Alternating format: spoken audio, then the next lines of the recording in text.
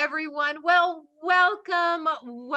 Thank you so much for joining us here at Celebration Magazine Live for a very special Exploring Tour. I am Zoe Frost, your hostess with the mostest, and today we are going to be exploring the topic of hobos and Hoovervilles with Jeffrey Urban from the Franklin Delano Roosevelt Presidential Library and Museum. Now, the cool thing about Jeff's presentation today is he's going to do some good old-fashioned storytelling and show you things on screen. We're not staring at a PowerPoint today, so this will be a lot of fun. Also, make sure at the end we will have time for a question and answer. So Jeff will take any questions that you have at the end. As usual, please do put those into the chat for us. Because we have so many people in the room, it gets a little noisy if we take you all off mute to ask questions. We had 282 people that registered for today's event. Now, let me tell you a little bit more about Jeff. So Jeff Urban is the education director at the Roosevelt Presidential Library and Museum in Hyde Park, New York. So he is joining us from the cold East Coast, and he is head of the Père Lawrence Film Center there. He is responsible for all of the library's on-site and online educational offerings and curriculum materials for second graders to adult learners.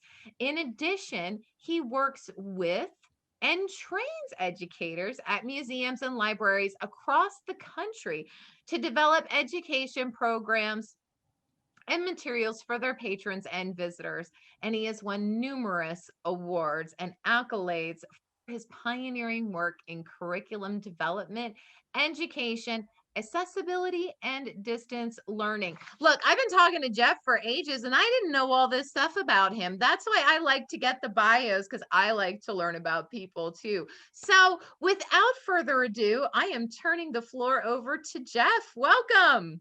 Thank you. Thank you so much, Zoe. Thank you, Dan. Thank you, everybody. You know, as I was sitting here during this opening bit, it reminded me when we were a kid, we had on our phone, it was called a party line. I don't know if you guys remember party lines, where everybody, you know, in the neighborhood or a few people in the neighborhood shared the same line. And that's what it seemed like, except, you know, with the visuals in here. And you know, I was thinking back, you know, pretty much everything we learned about our neighbors, we learned through the party line. You know, you pick up the line and they would be on there. So kind of just a little flashback for me there. Thank you so much for tuning in today. Thanks for having me. I'm delighted to be here. And you know, we've been doing a lot of these video conferences and these you know, these sort of sit downs here. And I'm delighted to be presenting for you. So I want to start off by showing you, this is where I work. This is the Roosevelt Presidential Library and Museum. And it is located in Hyde Park, New York. It is our nation's very first presidential library, the only one that was ever used by a president while they were actually president.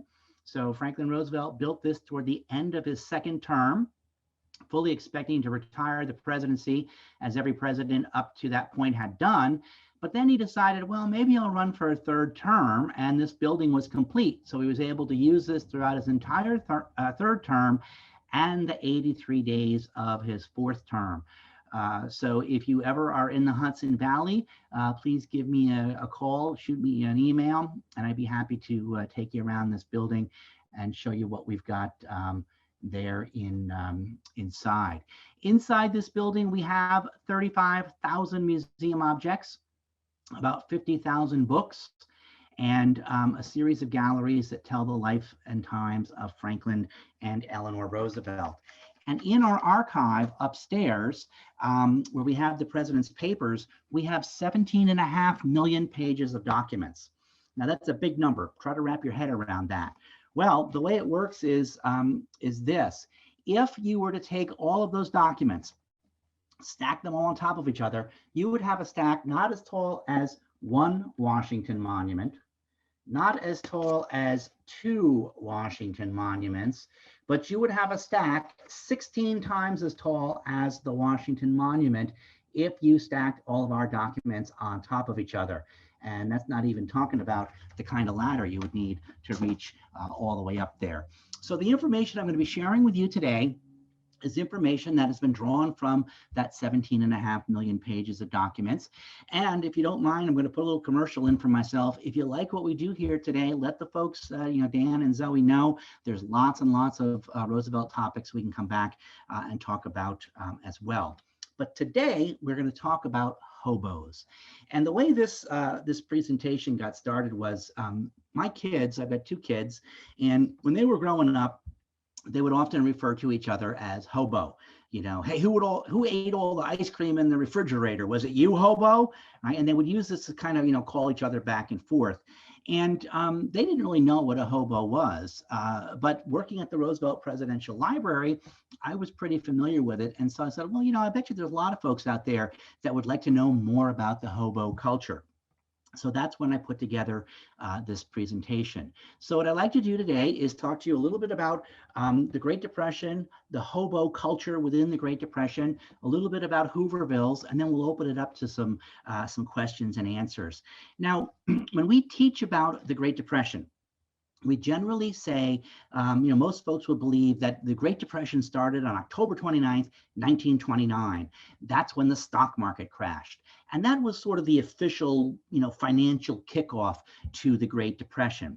But it had actually started for farmers almost 10 or 12 years before that with drought and overplanting, the Dust Bowl. I'm sure you've all have heard about it.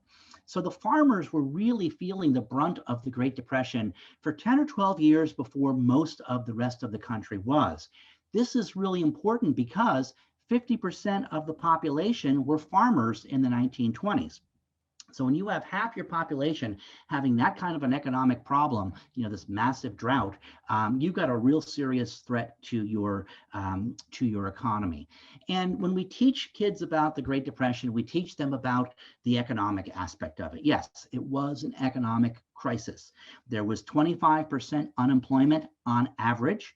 It was as high as 60% in some places and in some industries. It was not uncommon in the months leading up to the end of 1932 and the beginning of 1933 for 1,000 banks a day to go under. Life savings wiped out in a matter of minutes. One of the funny things about our family culture is that we have pictures of my grandma, and she's always holding this big black pocketbook. And wherever she is, she's got that big black pocketbook. And I was talking to my mom one day. I said, oh, there's Granny in her big black pocketbook. And she said, well, you know what she had in there, don't you?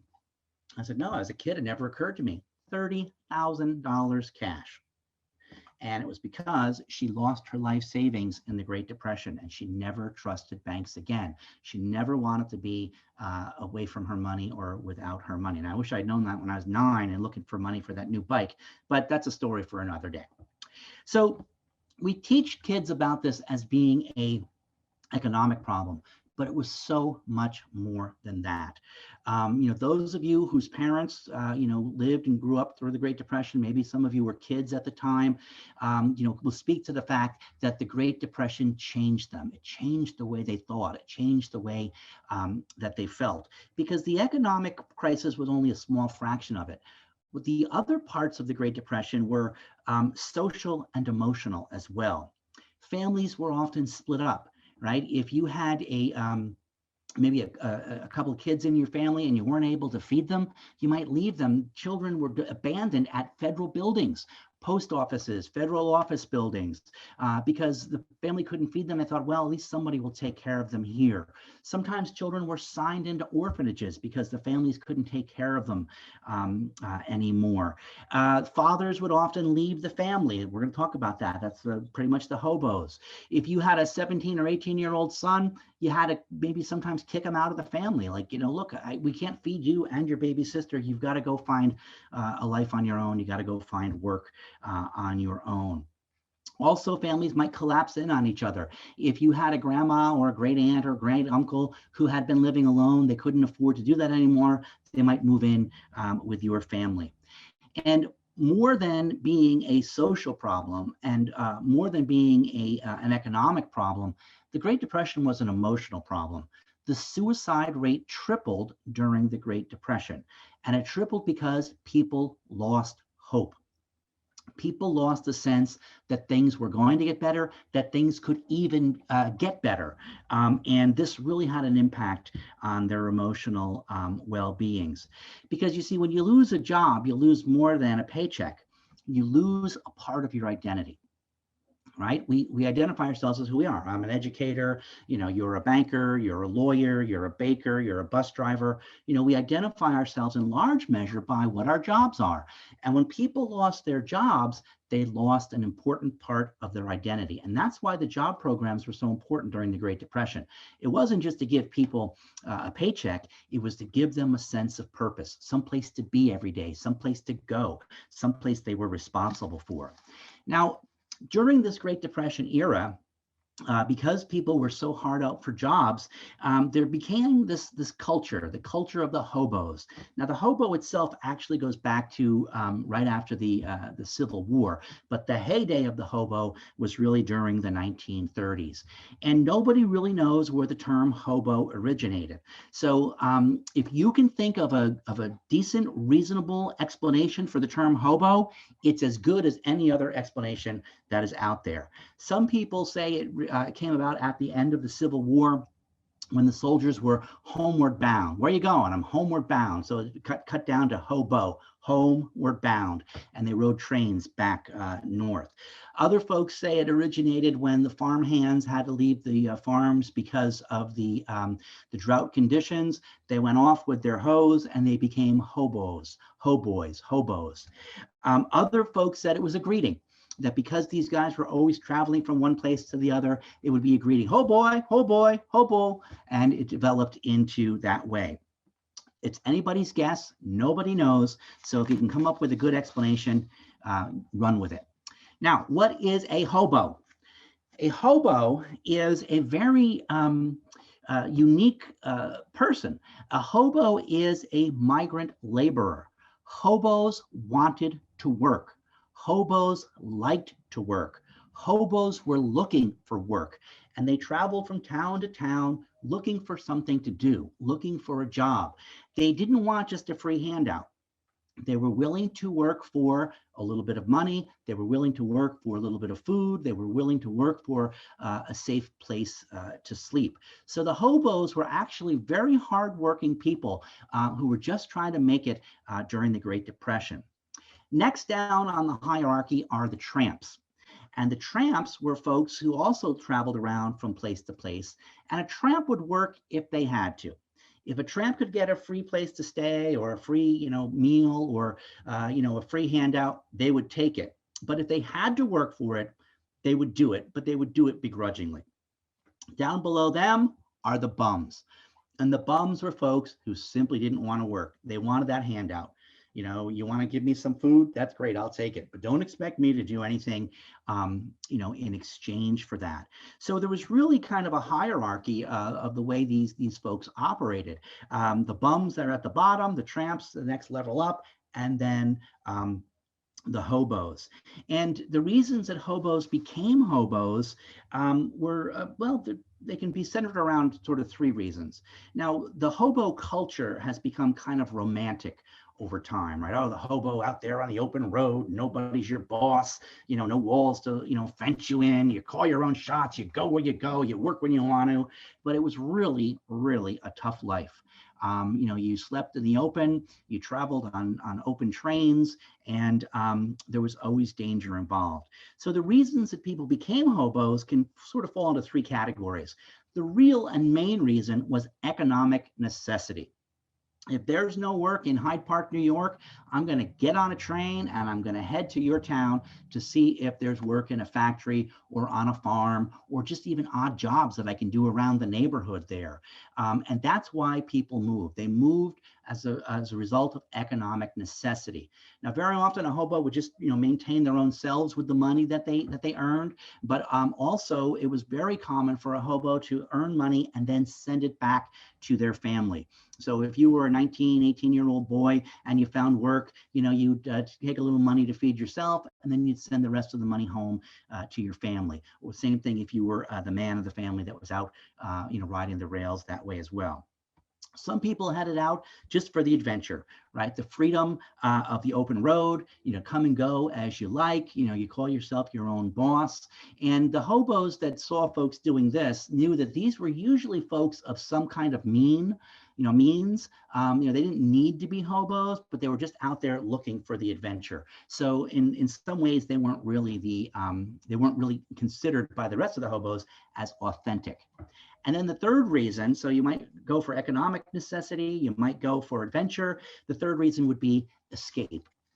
Right? Maybe you were in a bad marriage. Maybe you were in a bad employment situation. Maybe you were being abused at home and you couldn't stay there any longer. So you went out on your own. I remember I talked to one hobo. She was actually a woman. There were women hobos. And she became a hobo when she was working on her family farm. And one day the cow kicked over the milk and she let out with a string of swear words that that would make a truck driver or a longshoreman blush. And she said her father gave her a smack that she would never forget. And she said, by golly, if I can work like a man, I'm going to swear like a man. And if I can't swear like a man, I'm going someplace else. And off she went to become a hobo. Now, again, the life is very romantic, when you look back on it now, but it was actually a very, very hard life. The travel consisted of hopping onto moving trains, and these trains might be moving 3, 4, 5, 10 miles an hour, and it's very dangerous. You run the very good risk of life and or limb. And riding on these freight trains was very dangerous. Generally speaking, what you would do is there would be these places about a mile or so outside of the cities that were called hobo jungles. And the jungle was where the hobos would get together and meet, and they would set up a little camp there, and they would share resources back and forth. They would share stories back and forth, and this was usually about a mile outside of town. And the reason for that was because as the train was coming into or leaving the town, that's when the train was slowest and probably safest to hop on or hop off. Right? You don't want to wait till it's going 40 miles an hour to try to hop on. When a train gets started, it's going kind of slow. In the first mile or two out of that city, it's going slow enough that you could hop on relatively safely or hop off relatively safely. Now, depending on what car you got into, you had a whole series of different aspects of danger. If you got on a flat car, the problem with that was you were riding out in the open. So you were out in the sun, you were out in the snow, you were out in the rain. And if you fell asleep, there's always a danger of getting jostled off. The other problem you had on a flat car was the bulls. And the bulls is a hobo term for the railroad police. And the railroad police were generally very brutal about the hobo culture. The bulls generally saw the hobos as bums. Now we know they weren't. They were really wanting to work. They were just going from one town to the other. But the bulls would be very brutal to these hobos. Sometimes they were shot on sight. Sometimes they were called given the air, which means thrown off the moving train by the railroad police. If you rode in a boxcar, that was good because you were out of the weather and you were out of the sun, and you could sleep relatively comfortably. But if that boxcar got locked, you were locked inside, and it would become very cold in the winter and very hot in the summer, and you'd have very little ventilation, no access to water. That could be pretty dangerous as well. One car you would never ride on, they would call it a suicide car, was a car with lumber or a car especially carrying pipes, because these tended to shift and shuffle around while the train was moving. And there was a very good chance that you would get crushed in doing that. Sometimes you would ride on the top of the car. Again, you're out in the open, and you're subject to the bulls. Now, this was called riding the rails, right? Hopping onto these trains when they were going slow, coming into a city, or going slow, going out of a city. You hop on the train, and you're called riding the rails. There was also a method of traveling called riding the rods, and riding the rods was even more dangerous. Underneath the bottom of the car would be these rods that crisscrossed to keep the train car with the appropriate amount of torque as it would go around corners.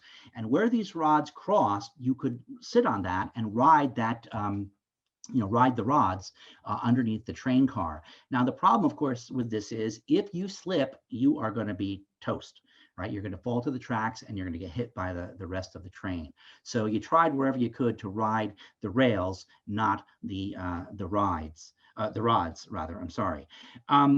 Sometimes there were unsavory hobos in these jungles that would take advantage of you, especially if you were a woman or if you were a younger hobo.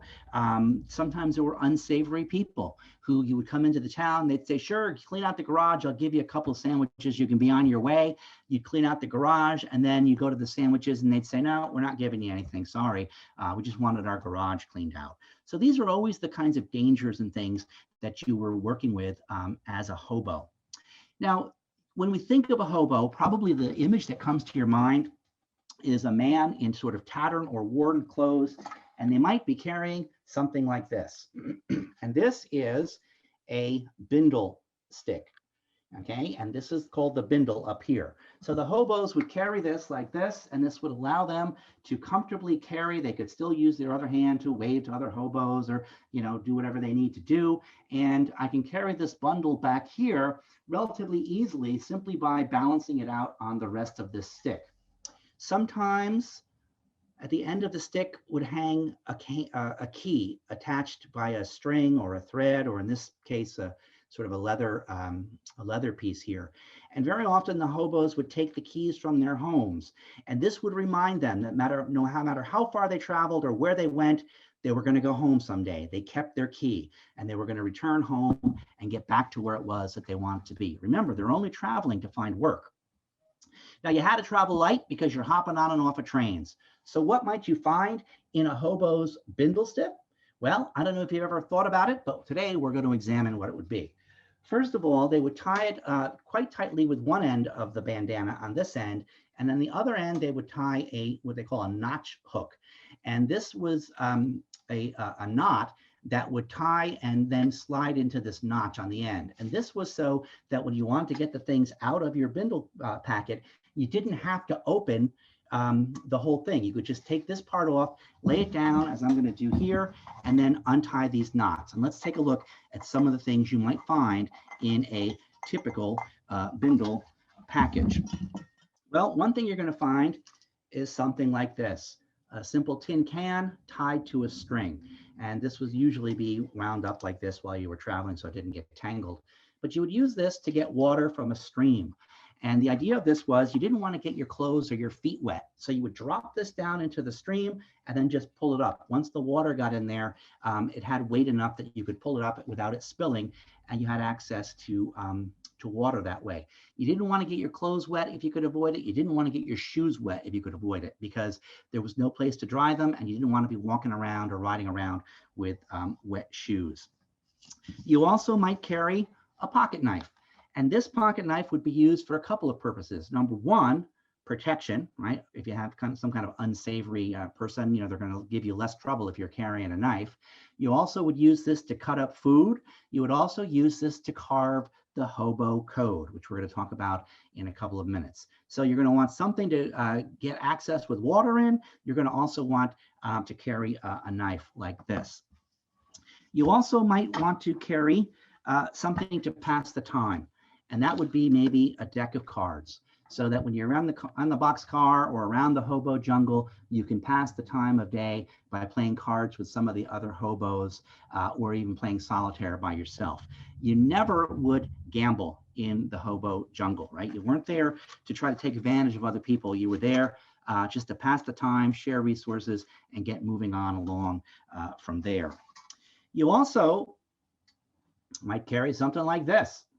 Right? Candy is dandy, but liquor is quicker.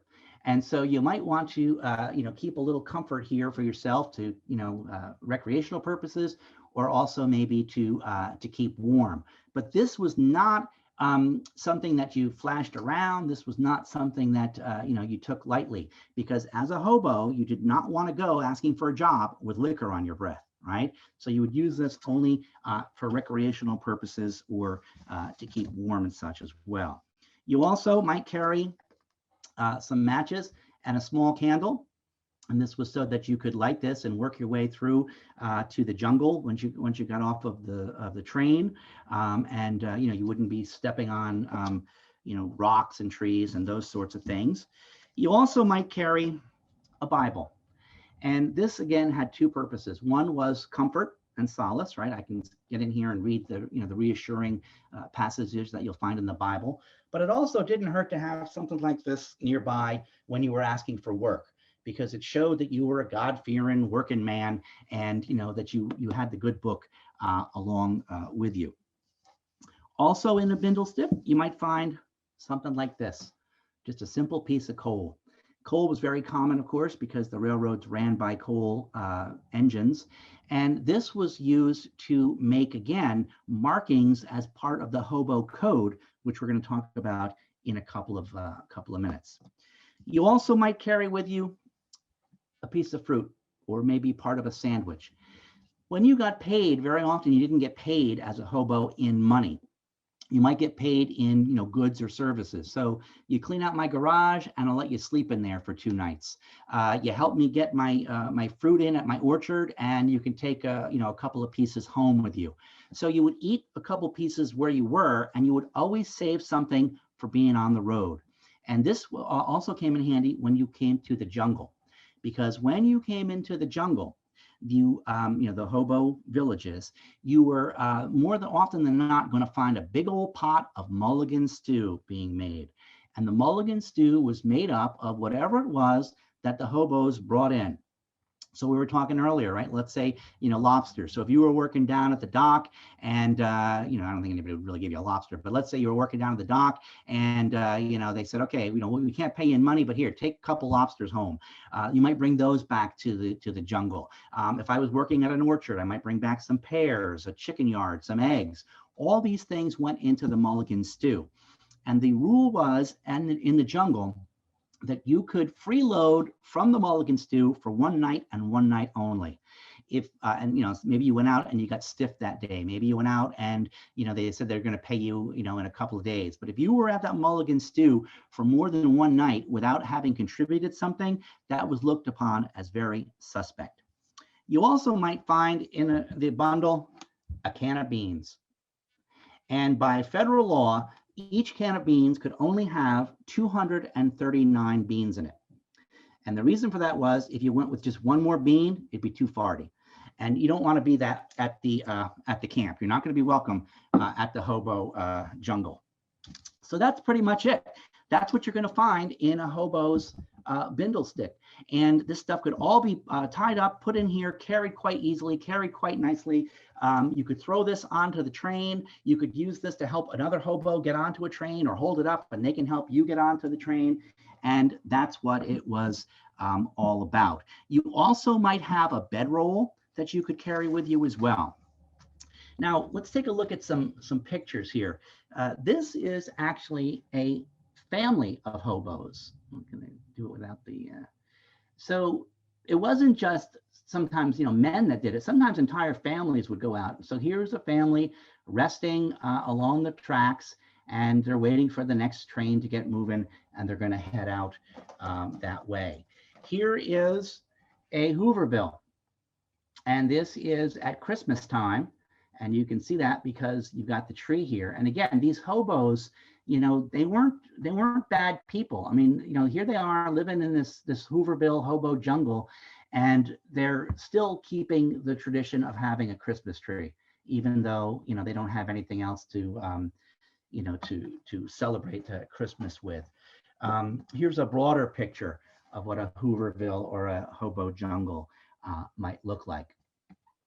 Now, the hobos had a code that they lived by, or sort of a credo, and it was an ethical code. And the ethical code consisted of things like, you have to decide your own life, right? You are responsible for yourself on the road. You can't blame anybody else. You can't blame your fellow hobos. You can't blame your spouse. You can't blame your old boss.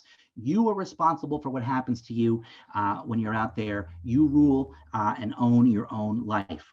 When in town, you were expected to follow the rules. And before you went into town, you would do what the hobos would call boil up. And what boil up simply meant was make yourself look all pretty, right? You wouldn't go in looking all dirty and ragged because people are going to think you're a bum. You would go into the village boiled up, looking good, and ready to present yourself as a basically migrant worker, someone who was going to work from one place to the other. You never took advantage of a situation. You never took advantage of a fellow hobo. Everybody that was out on those rails, everybody that was in that jungle was down on their luck by no fault of their own. That was the assumption. And so, you come, you contribute, we don't judge, we don't, ask a lot of questions. You're here because you need to be, contribute to the mulligan stew, and you can stay for as long as you like.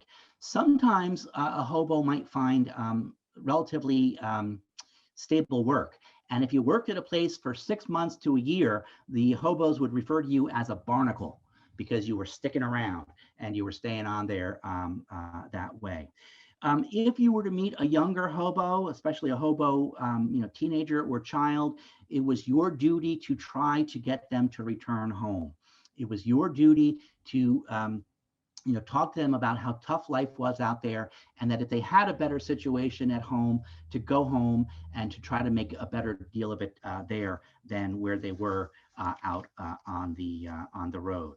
And always, always, always, you had to be mindful of the fact that there was always another hobo behind you. And so you always conducted yourself in the best possible manner, because if you didn't, it reflected poorly on all hobos. Now, in addition to the hobo ethical code, the hobos had a communication code. And this was seen through the hobo symbols. And so when a hobo would come into town, they wouldn't know anybody. So the hobos would leave signals for other hobos that followed them. And they would sometimes carve them into a fence post, carve them into a telephone pole, right on the sidewalk out in front with a piece of coal. And they would give symbols that other hobos would recognize that would give them valuable information. Have you maybe seen this design somewhere along the line? You see it sometimes in like these Martha Stewart catalogs and that sort of stuff. This is a hobo symbol for a kind-hearted lady. So if you saw this symbol on a fence post or a telephone pole out in front of a house, you knew that you were likely to get treated well when you got to that front door. Here is the hobo symbol for, you might be able to guess this one, bread, right? It looks like a loaf of bread. This is the hobo symbol for nothing doing here. So if you get into town and you see something like this, there's not a lot of prospects. There's not a lot of jobs. There's not a lot of people that are going to give handouts. Notice it's only a little bit different than the bread one. Okay, different direction and without the lines on there. This is the symbol for a doctor. So if you were in need of medication or help, or setting a broken ankle or a hurt wrist or something like that from hopping on and off the trains, and you saw this symbol, you would know that there was medical help that was able to be there. This is the symbol for a dog. Now, I don't know exactly why. I think if it was dogs, I would have it sharp teeth. But nonetheless, this is what the hobos use to let themselves know that somebody was having a dog. This is the symbol for a wealthy person. So if you saw a triangle with a top hat sticking off the side, you know that somebody wealthy was there, and you were likely to get money from that house, not necessarily food or the other things. And these hobos would carve these things into, as they say, the places around these homes and these farms and such. And when you got to town, you could look for those, and you could see where you might find some help. Now, they also had their own lingo. As we said, a barnacle is somebody who sticks around for 6 months or more, 6 months to a year for a job. If you boil up, that means that you are spiffing yourself up and cleaning up so you present yourself well. If you are not careful on the train cars, you could end up in the bone orchard, which is a graveyard. You don't want to do that. Sometimes you might do what they call chuck a dummy. And this would be like if the police were questioning you or you were in some kind of trouble, you would pretend to be faint from not having enough food. And this would garner sympathy and would stop generally the interrogation and such right there. So you would chuck a dummy and then you'd say, oh, I haven't eaten in 3 days. They'd get you a cup of coffee and, you would sort of throw them off track for that time. A stogie was a cigar or cigarette that was found on the ground that there was still enough left to have a good smoke from that. And of course, the mulligan stew was the stew that everybody contributed to. If you had a couple of onions, you threw it in, that entitled you to eat for that night. And again, you could get away with that for one night. This was what was called a Hoover blanket. So the Hoover blanket was nothing more than a newspaper that you would use to keep yourself warm. And it's not as good as a real wool blanket, but it certainly is better than nothing. And if you wanted to fix a hole in your shoe, you might go out and find yourself some Hoover leather. And that was nothing more than a piece of cardboard that you boil down and bunch down into the shape of your shoe, slide it in there, and it would give you a couple of more miles without the bottom of your shoe and the bottom of your foot sticking out the bottom of your shoe. Now, these generally in the Hooverville, you would find the families, and the jungles were probably more going to be just for the men. And the Hooverville is a term that was coined by a newspaper man in Chicago. It was first used in print in the New York Times, and it was a place where homeless people went and created these small little towns or these little villages. Because people had lost their homes, they had no place to live, they would use whatever scrap material, cloth, they would use pieces of cardboard. Here is a family that has constructed a dwelling in a Hooverville, and they've made it out of some lumber, some tents, some cloth, cardboard, whatever it was that would keep the weather out and some warmth inside. And in Central Park, New York, there was a place called Hoover Valley, and that Hooverville had over 80 shacks that were constructed and being lived in by people in Central Park. So these weren't small necessarily places. These were large, huge places as well. There was one Hooverville out in Seattle that was actively a Hooverville for 10 years, from 1931 to 1941. And it spread over a floodplain. And at the peak, there was over 1,200 residents who lived in these Hoovervilles. The Hoovervilles basically became small villages onto themselves. And they would have a Hooverville mayor, right? Somebody they would elect to sort of run the Hooverville. They would have Hooverville police that if they caught you stealing from somebody else in the Hooverville, they would extract some justice that way themselves, and they would take care of that their own way. You weren't going to call the police into a Hooverville. That wasn't simply not going to happen. So they had their own governance, they had their own police forces, and they had their own little community that would again take care of if somebody was sick or if somebody didn't have food, they might offer that to them that way as well. It got to be so bad, the hobos and the Hoovervilles, that the city of Los Angeles actually put up what they called the bum blockade. Now, of course, they were using bum in the large measure, large use of the word, the term. The hobos were people that they were trying to keep out as well, but they used this bum blockade, and they actually set up roadblocks at 16 major parts entering the city to keep people who did not have a visible means of support from moving in to the area. And the LA police chief, James Two Gun Davis, was the one who sort of led this charge. And he actually had the support of the Los Angeles Chamber of Commerce. So these hobos, these bums, these tramps were seen as so problematic that they actually set up laws that would keep them out of the towns and out of the villages. And these things ended up being challenged in courts. And it was determined that you can't do that just because somebody's down on their luck. You can't exclude them from your community by law. In May of 1933, there was a New Deal program called the FTS, the Federal Transit Service, and these guys would set up camps where hobos, bums, and tramps could come in and get some job training. They could get new sets of clothes. They could get some rudimentary medical care. They were designed to keep them from having to be on the rails or keep them from having to, live in these Hoovervilles and such. So it was the federal program that was started by FDR to help particularly these transient folks. And then, of course, the other programs, things like the Civilian Conservation Corps to help young men, the WPA, the Works Progress Administration to help, create jobs and such for men and women, so they could stay in their own communities and build, infrastructure and resources there as well. Now, you might say, okay, so we talked about Hoovervilles, but how about some famous hobos, people who actually spent time carrying the old bindle stick? And some notable hobos might be people like Jack Dempsey, right, the boxer, Woody Guthrie, no real surprise there, Jack Kerouac, no surprise there as well.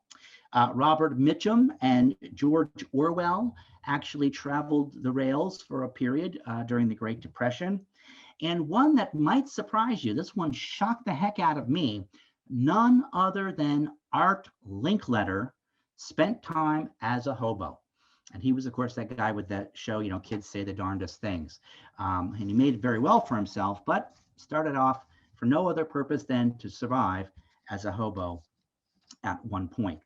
So I hope that this presentation has helped you to understand that these hobos, these folks that were out riding the rails looking for work, were doing it really out of economic necessity.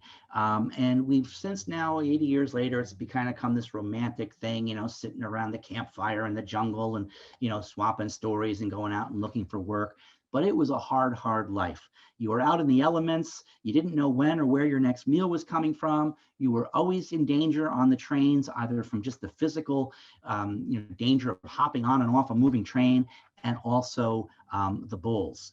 And people very often mistook you for a tramp or a bum. These folks were less savory characters than the hobos were.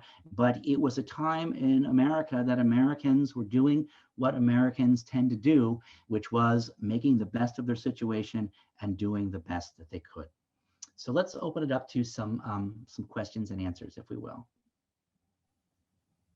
All right. Well, I do have some things that came through that I just want to read to you. So, see, Joyce Agrey stated that she grew up in a farming community where a hobo would wander around in their area every 3 months or so, and that her and her siblings were always scared that they would show up. As children, I can see that. Yeah. Yeah, my grandmother said was the same thing. My grandmother's mother actually ran a boarding house, and the hobos would very often come there. And they were always told that whenever they were out and about, if a hobo approached and started talking to them, they would say, "Well, I just came here to meet my father. He should be along any minute." Yeah. And that was enough generally to scare the hobo off. See, Kimberly stated, I live in an 1857 farmhouse. One, I'm jealous. And a previous owner built a tramp house for migrant wool mill workers. So in Massachusetts, tramp meant worker. That's interesting. Okay. Yeah. Yeah, and some of these symbols were different in various parts of the country as well. Just like we have dialects and things, the hobos had dialects in their symbols and things as well. Right. Hi, right. I want to say something. Go ahead, Betty. Yes, it's Betty. Can I talk? Go ahead. Yeah. Oh, I lived in Chicago and I was less than 5. So, And they got off the train near my house. There was a train going into the city of Chicago. Mm-hmm. And they'd sit on our back porch. They must have had a nice lady sign on the back of the alley. And my Maybe. mother we had glass milk bottles, and she filled it with hot coffee and cream and sugar and made them something to eat and probably gave them and she said, they cannot come into the house. You know, that was a law. Right. And she told me, this one man, she said, had been a doctor and he was alcoholic. And that was what caused his problem. But she said, she told me, Betty Ann, these people were lawyers and she explained to me, I was a little kid, about hobos and tramps, the difference. Right. And I'll tell you, growing up in the Depression was because of my parenting, the way my dad could work and he had a garden and we had chickens in the yard in Chicago and bunnies. So we would eat. It was a very interesting experience on what you can do when you're really down. Mm-hmm. But my dad had a trade, so that, and And my you made mother, I'm yeah, sorry, you made a good point. You never let a hobo in the house. And that was for No. two reasons. Number one is they tended to be dirty, even if they boiled up. They're not taking a bath the way you and I would. And the other thing was you didn't want anybody having to, be in danger of them, scouting out your house. no, You never nothing. really You knew, just left. But so you let them she out. fed them and then they left and there was no problem. She talked with them too. Mhm. I know that quite a while because it was an adult talk, and Yeah. kids don't want to listen to all that. And Right. I'm sure she was talking Bible talk and so on. And she was a wonderful lady, I'll tell you. How Mhm. neat. Well, I'm so thank you for grateful for sharing my that. parenting. I'm really grateful for the time in which I grew up, believe it or not. Great. Yeah, and I'm the only one left. I miss my family very much. Yeah. That's hard. Well, thank you so much for sharing that with us. That's really quite And an that was experience. Chicago. Yeah. Oh, one more thing. We walked to school in the morning. We walked home for lunch where mother was. We walked back to school and then we walked home after school. So Mhm. that we didn't need a lot of physical ed to get rid of all our energy. We did it on the way and it was a long Yeah. walk. Oh, We got yeah. all our little out of the system, Mhm. Well, thank you so much, It was a Betty. very interesting time, seriously. All right. Well, great. We're going to head on over. We got a lot of messages coming through, so I want to make sure we get to them all. So This was so wonderful, sir. well, And thank he did a superior job. Sure Thank did. you so much, so much. Well, thank you. Thank you. Great. Well, thank you, Betty. All right, we're going to get over to some of our other comments here. So Jan Reynolds said she had a great uncle that was considered a hobo, and he would come see her grandmother from time to time because that was his sister, and was always fascinated that he rolled his cigarettes. Now, okay, so that brings a question to my mind. If he was able to afford rolling paper and tobacco, he was doing pretty good as a hobo then, wasn't he? Probably, yeah. Yeah. And again, it was episodic. You might get a good job, let's say at a dock, unloading things or loading things, and then when that was over, you move on. Mhm. A lot of times you would look for, you follow where the fruit was. So if it was apple season, you headed to the apple country and you picked apples for as long as you could. And sometimes you made enough money to do pretty well for yourself. Mhm. And sometimes well enough that you could actually send money back home.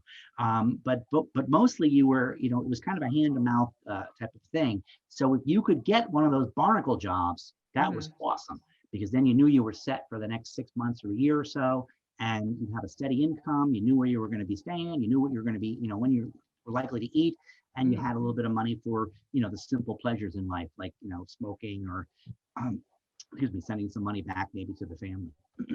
Fantastic. Just a comment, love the presentation. It's very interesting. Let's see, excellent stories. Kathy said, excellent stories. I could listen to him tell history all day. Very informative. Great presentation. What a great presentation. Thank you. Such an interesting presentation. This one's for me. Love your hair colors, though. Thank you, Delia. I appreciate that. And it wasn't for me. Trisha Lee said, great presentation. Jackie said, thank you, very interesting and informative. Suzanne said, thank you for the history lesson, very informative, comparable to economy today in the turmoil of today's world. Yeah. Lynn and Bob said, very interesting. Thank you so much. Oh, okay. This is a great question. So what Christine Taylor would like to know, what area of the country had the most hobos? And do you have an estimate during that time of how many there were in the country? Yeah, the hobos generally tended to stay in the South and the West Okay. because it was warmer there. Mhm. You didn't want to get on a train and then be riding around like in the weather that we had up here in the North last week. Mm. However, if there was, that was also seasonal. So it was one of those things where you might get on a train and get up here during apple season, September, October, first part of November, and then Mhm. get on a train and head south or west. Um, at that time to get out of the cold. So it's Mhm. generally in the south and the west where you were, had relatively good weather. Now I know I was talking to, Zoe last week, and she said, "Oh, it's so cold here. It's 52 degrees," and on that day it was 9 degrees here in New York. So cold is a relative thing, but generally speaking, these guys were in the south, in the west. And it's estimated that there were as many as 3 million hobos traveling the country during the height of the hobo period Wow. during the Great Depression. So there's no way to know for a fact because Mhm. they were moving and transient, and it was difficult to count them. But those numbers are based upon the services that were provided through places like Red Cross, Salvation Army, and Mhm. also the Federal Transient Service. So it's estimated about 3 million. Wow, that's a lot. Goodness It gracious. is a For lot. back then, that's a lot. Yep, Yes. Wow. absolutely. Do you Um, think, do you think the name Hooverville could have come from the President Hoover? That's exactly where it came from. That's exactly where it came from. It was an insult to President Hoover because President Hoover was seen as not being very sympathetic or empathetic for what the country was going through at the mhm. time. Mhm. Now, he was a very good man, and he had a good heart, and he was trying to help folks, but he just didn't do enough fast enough to help enough folks. And that's where when President Roosevelt came in his first 100 days, he passed 16 major pieces of legislation. So Hooverville was a derogatory term, and you would use it to sort of cast dispersion on President Hoover. Interesting. Interesting. Okay. Mhm. Claire Winkler said she lived in Garland, Texas, near the tracks, and her mom used to feed the tramps on the back also. Um, Joyce said they had a man that was named Pastor Jimmy. Once someone would see Pastor Jimmy, we would all gather with my parents and give him a nickel to go buy something because they would listen to a sermon that he would do.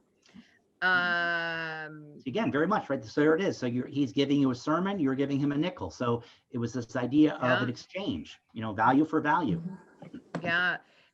Janice Roach said she lives in Waterbury, Connecticut, and she actually sees lots of hobos near the old train tracks, and houses in the woods there. Mhm. Um, oh wow. So I think this is in reference to the great uncle, but apparently he lost a finger on the rails. Let's Dangerous. see. Um, Lots of people. Oh, Suzanne Elliott wanted to know, wasn't there a Hooverville at the White House?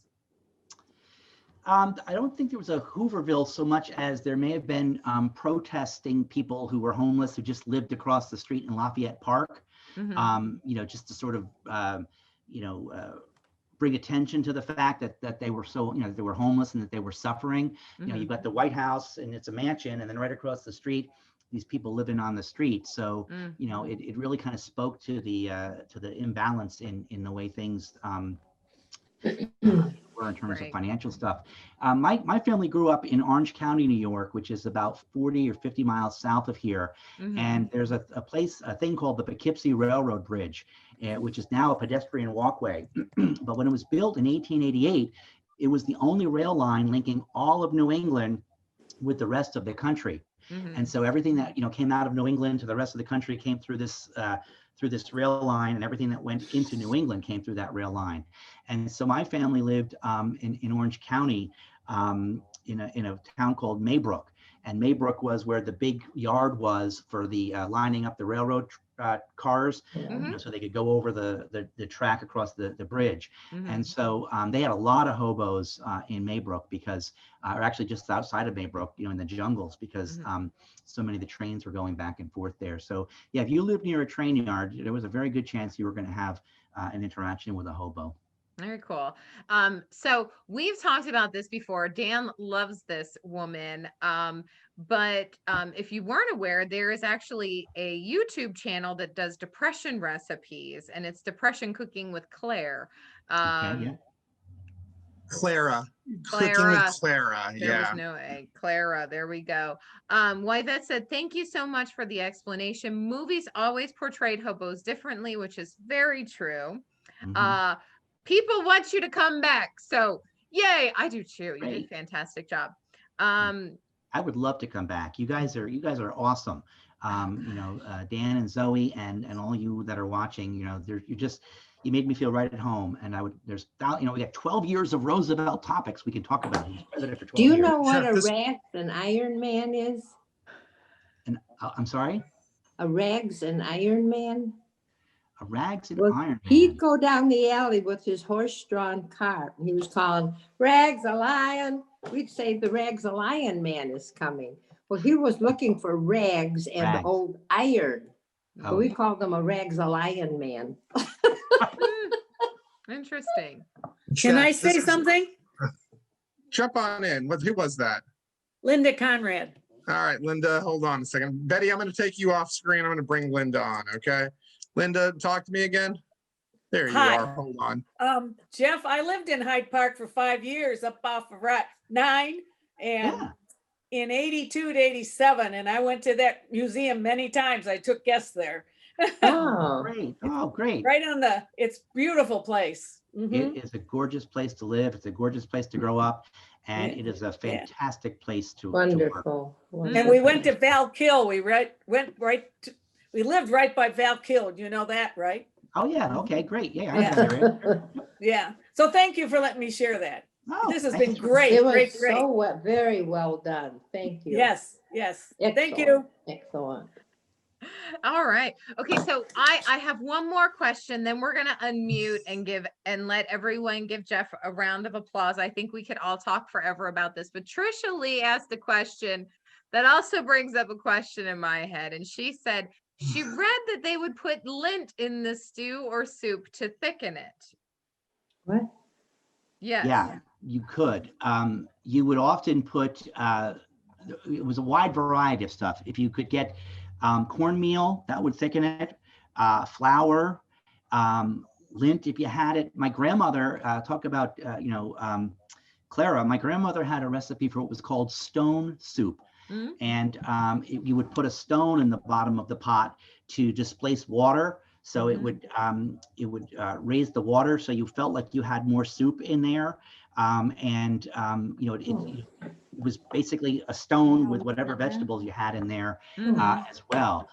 She also had, what was the other thing she was always feeding us? Pennywise steak. And if you ever had a Pennywise steak, you never knew not what part of the animal it came from, but what animal it came from.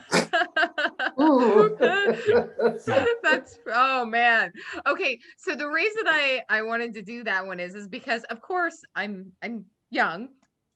Really haven't had any real life experience with hobos. So everything that I know is what I saw in, old black and white cartoons or old shows and things like that, right? Mhm. Was there any truth to you would often see them putting a boot in their stew? A boot in their suit? Yeah. They would, For the leather. yeah, they would have their boot and they pull it out of their cooking pot. Oh, in their soup. Yes, in their soup. Oh. Yes. Oh, I'm sorry. I thought you said suit. No, soup. No, I think that's really that's something that that was actually, that came about, I think in 1915, I think it was, with Charlie Chaplin, did a movie called The Gold Rush. And he was up in Alaska and he was starving. So he cooked his shoe. And there's this famous scene where he's cutting it up, and he's got his fork and he's rolling the shoelaces on like you would spaghetti. Right. And then he takes the nails that hold the sole on, and he's eating them like you would like ribs and things. So I think that when you see that stuff in in movies and things, I think it was a throwback to kind of making To what he fun did. Yeah. of that. Although I would imagine very often the soup tasted like old shoe, because you ate whatever you could get, and you stretched it however you could. If it meant extra water, if it meant putting a stone in there, if it meant lint, if it meant flour, if it meant whatever you could get your hands on to stretch things out and to make it go farther. You did that, and Yeah. it's funny because today we if we have to miss lunch for an hour, we say we're starving. In my family here, we were never allowed our kids to say that they were starving, because they were never starving. They Right. might be hungry, but you be a hobo and you find out what it's like to be starving. Wow. Well, everyone, take yourselves off of mute. Let's give Jeff, make some noise, give him a round of applause.